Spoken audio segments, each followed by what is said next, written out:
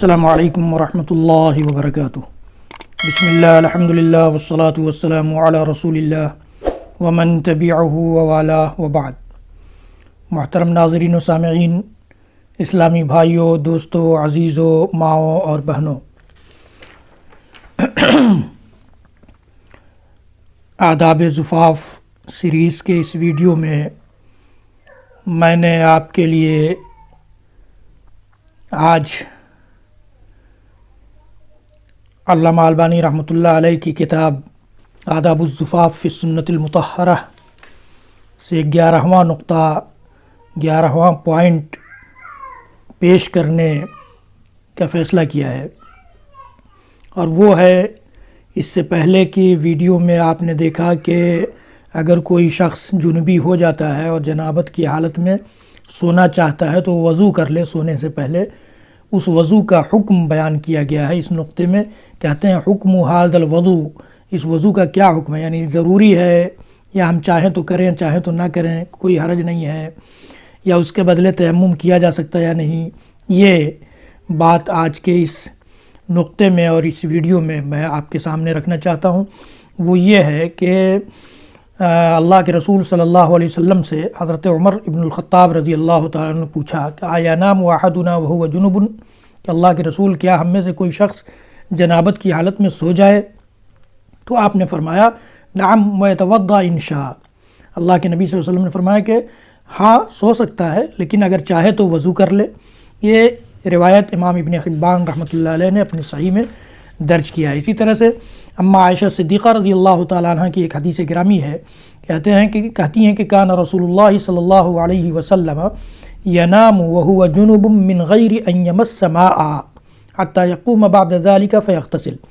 یہ روایت ابن ابی شیبہ کی ہے اور دیگر محدثین نے بھی اس کو روایت کیا ہے، صحیح روایت ہے۔ کہتی ہیں کہ اللہ کے رسول صلی اللہ علیہ وسلم جنابت کی حالت میں سو جاتے تھے بغیر پانی چھوئے ہوئے، یعنی وضو بھی نہیں کرتے تھے، یہاں تک کہ پھر آپ بعد میں اٹھ کر غسل فرمایا کرتے تھے۔ ایک دوسری روایت میں اما عائشہ ہی کی روایت ہے، وہ بھی ابن ابی شیبہ ہی کی ہے، اس میں کہتی ہیں کان یبیت جنبا فیأتیہ بلال فیؤذنہ بالصلاۃ، کہ اللہ کے نبی صلی اللہ علیہ وسلم جنابت کی حالت میں رات گزارتے تھے، یہاں تک کہ بلال آتے تھے اور نماز کے بارے میں بتاتے تھے، خبر دیتے تھے۔ فیقوم فیغتسل، تب اللہ کے نبی صلی اللہ علیہ وسلم اٹھ کر غسل فرماتے تھے۔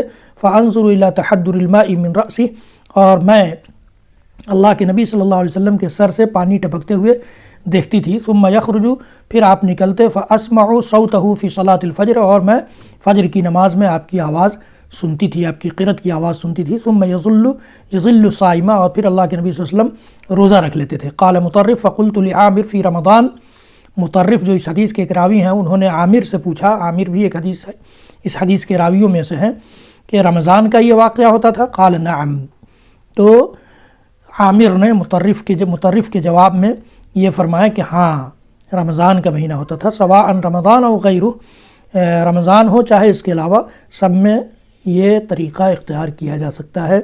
ابن ابی شیبہ کی روایت ہے۔